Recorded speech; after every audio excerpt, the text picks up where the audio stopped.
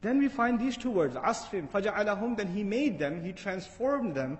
جَعَلَ in Arabic is used when you have something and you turn it into something else. Like you can take wood and turn it into a table, جَعَلَ. Not خَلَقَ. خَلَقَ means you created it out of nothing. But جَعَلَ, you took something and you made it something else. Okay?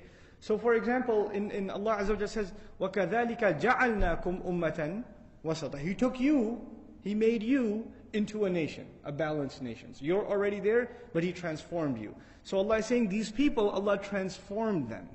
So that, and by the way, when ja'ala is used, someone was something else before and there's something else after. So they were a powerful army before. And now when Allah transformed them, what did they become? Now we'll find out. فَجَعَلَهُمْ. He didn't say فَجَعَلَهُمْ عَصْفٌ مَأْكُولٌ. He said كَعَصْفٍ مَأْكُولٌ. Ka is used for tashbih. It's used to give likeness. He made them like. He made them like. So Allah wants us to compare what they look like to something you can see. This is also important. We're not there.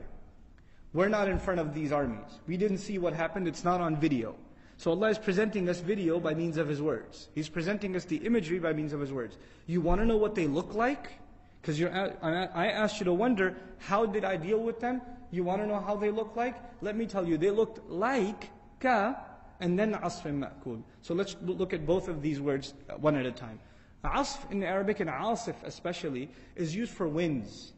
Winds that blow, cut off leaves that are, these crumpled up leaves, especially in the fall, they're all over the ground. And when wind is blowing, you see them in the air. That kind of wind is called عَاصِفَةٌ. Or رِيحٍ عَاصِف. عَاصِف, literally that which is blowing the leaves and the pebbles in the air. Asfa actually is the leaf of a tree that has been cut off and withered and broken up. That's what that is. Asf is also used for straws, because when the wind blows, what else blows with? These tiny straws in the ground that are weak, they get plucked out and they're flying all over in the air, right? So that's what the word asf is. But he says he made them like asf, but he added ma'kul, chewed up, eaten. Ma'kul means that which is eaten. And asfun ma'kul was used by the Arabs, these camels or these other cattle, they're going around the ground, they're chewing on stuff, and the animal picks up a large chunk to chew on in its mouth, but some of it falls out. Some of it falls out. And the remains on the floor is called asfun ma'kul. So Allah says, you want to know what they look like? They look like those leftovers that the animal has chewed on and it just slipped out of its mouth and fell.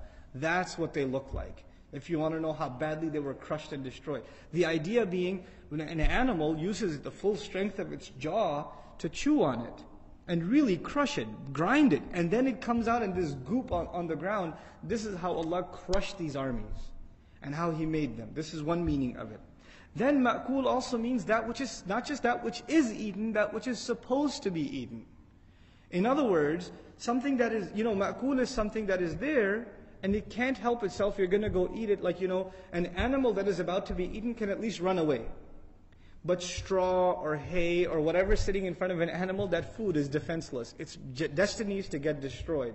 Allah compares them to a helpless piece of food that has no option but to get eaten up by its enemy. It's like they had no escape. So asfun ma'kul is used. Then the commentary by Ash-Shawkani rahimahullah, أي سلط الله عليهم تعالى عليهم طيرا, that Allah imposed upon them these birds, ترميهم بحجارة, that would stone them with sharp, precise targeting with stones, من طين متحجر, from clay that has been turned into stones, فصاروا بسبب ذلك صرعى هالكين, and because of that they became completely crushed, chewed up, completely destroyed.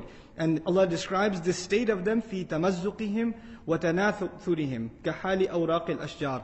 Allah uses this language to describe them, to poke fun at them. These people thought they were so powerful, and Allah compares them to the weakest thing. Not even a leaf that is connected to a tree, but a leaf that is plucked off of a tree. Completely weak. I mean, it's the symbol of greatest weakness. It doesn't even take a force to move it, winds can move it. So Allah compared the strongest army to the weakest imagery possible.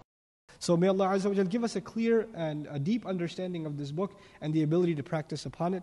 May Allah Azza wa Jal take the good things that are said and enter it into our hearts, and anything that is incorrect, may He remove it from our memories and our hearts. Barakallahu li wa lakum fil Qur'an al-Hakim, wa nafa'ni wa iyyakum bil ayati wa dhikr al-Hakim. Wassalamu alaikum wa rahmatullahi wa barakatuh. أعوذ بالله من الشيطان الرجيم. بسم الله الرحمن الرحيم. ألم تر كيف فعل ربك بأصحاب الفيل ألم يجعل كيدهم في تضليل وأرسل عليهم طيرا أبابيل ترميهم بحجارة من سجيل فجعلهم كعصف مأكول.